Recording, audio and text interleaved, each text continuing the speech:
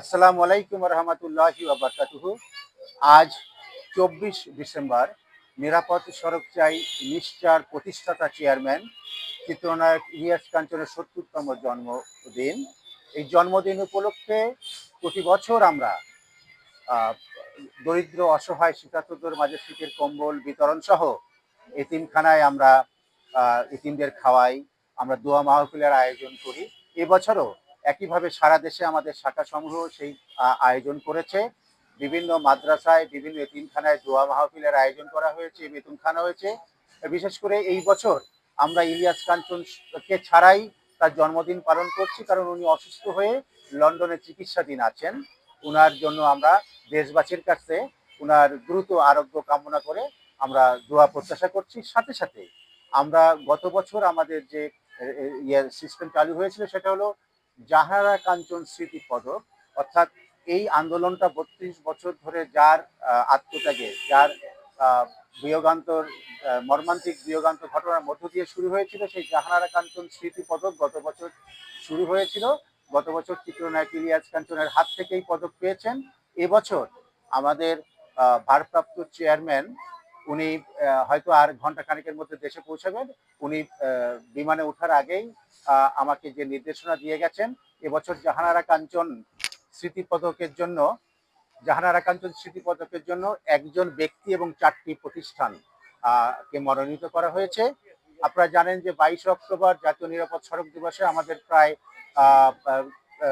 40টার মতো শাখা সংগঠন সেরা সংগঠন হিসেবে মনোনীত হয়েছিল। এবার 5টি শাখা সংগঠন, 4টি শাখা এবং একজন ব্যক্তি জাহানারা কাঞ্চন স্মৃতি পদক পাওয়ার জন্য মনোনীত হয়েছেন।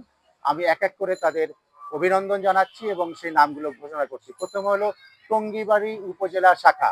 টঙ্গীবাড়ি উপজেলা শাখা নতুন শাখা আমাদের, কিন্তু তারা বিগত কয়েক মাসের যে ট্রিমেন্ডাস কাজ করেছে এবং এখনো প্রতিদিন তারা সড়ক সচেতন এবং যানজট নিরসনে এবং শিক্ষার্থীদের অ্যাওয়ারনেসে তারা যে ভূমিকা রাখছেন, সেজন্য নিরাপদ সড়ক চাই তাকে এবছর এই টঙ্গীবাড়ি শাখাকে জাহানারা কাঞ্চন স্মৃতি পদকে ভূষিত করছে। অভিনন্দন টঙ্গীবাড়ি উপজেলা শাখাকে।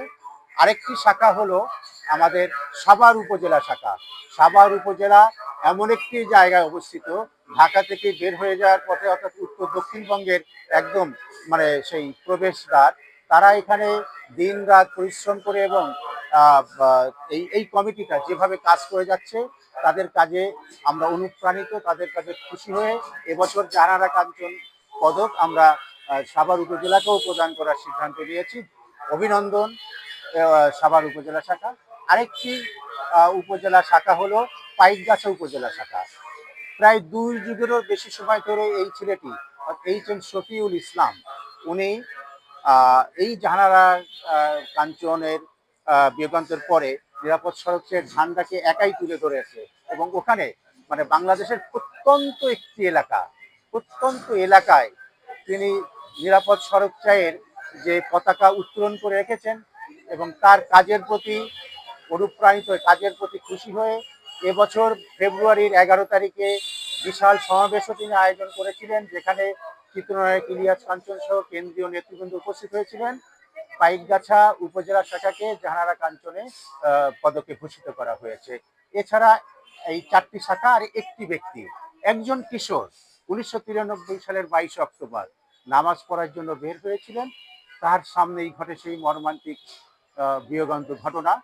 ট্রাক এবং মাইক্রোবাসের মুখোমুখি সংঘর্ষে জাহানারা কাঞ্চন যেখানে মর্মান্তিকভাবে নিহত হয়েছিলেন, সেই কিশোর জাহানারা কাঞ্চনের অবুঝ দুটি শিশু, 4 বছর এবং 6 বছরের এই ছেলে মেয়েকে সেফ হেফাজতে রেখে জাহানারা কাঞ্চনকে নিয়ে দৌড়ে গিয়েছিলেন হাসপাতালে। তার যাত্রা শুরু। এখনো পর্যন্ত সেই ছেলেটি এই 32 বছর ধরে নিরাপদ সড়কের ঝান্ডাকে উঁচু করে রেখেছে এবং বাংলাদেশের সর্বাধিক বাজেটের প্রোগ্রাম সে প্রতি বছর করে থাকে। তার নাম হচ্ছে শফিক আহমেদ সাজিদ। এই ব্যক্তিকে আমরা এবছর জাহানারা কাঞ্চন পদকে ভূষিত করলাম। এই 4টি শাখা এবং একজন ব্যক্তি, এরা হলো জাহানারা কাঞ্চন স্মৃতি পদক পাবেন। আশা করি আমাদের অ্যাক্টিং চেয়ারম্যান অর্থাৎ ভারপ্রাপ্ত চেয়ারম্যান জনাব মিরাজুল মঈন তার বাংলাদেশ ত্যাগ করার আগেই হয়তো তার হাত থেকে আমরা এদেরকে এই স্মৃতি পদক দিতে পারবো। এছাড়া আমাদের একজন বটবৃক্ষ ছিলেন সৈয়দ এহসানুল হক কামাল।